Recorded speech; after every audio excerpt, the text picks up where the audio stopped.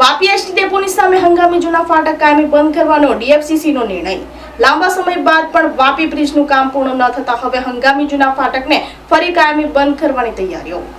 Vapi ST ડેપોની સામે હંગામી જૂના ફાટક નંબર 80 ને કાયમી બંધ કરવાનો નિર્ણય ડીએફસીસીએ કરતા હવે વાપી ડેપો સામે હંગામી ફાટક કાયમી બંધ રહેશે। વાહન ચાલકોએ બેલીઠા અંડરપાસનો અવરજવર માટે ઉપયોગ કરવો પડશે।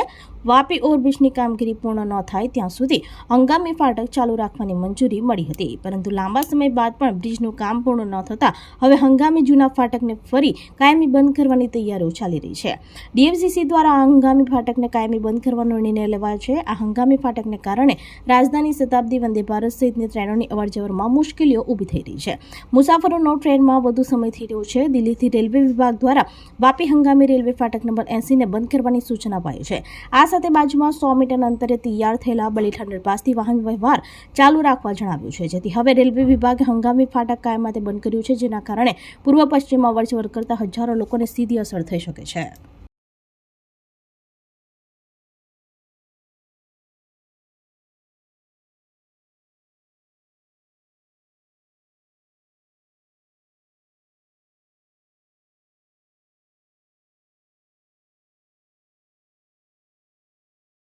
આપણી સંકલ્પ ન્યૂઝ ચેનલને સબસ્ક્રાઇબ અને લાઇક કરો, બેલ આઇકન દબાવો જેથી આવનાર ન્યૂઝ અપડેટ્સની નોટિફિકેશન આપના મોબાઈલ પર સૌથી પહેલા પહોંચે।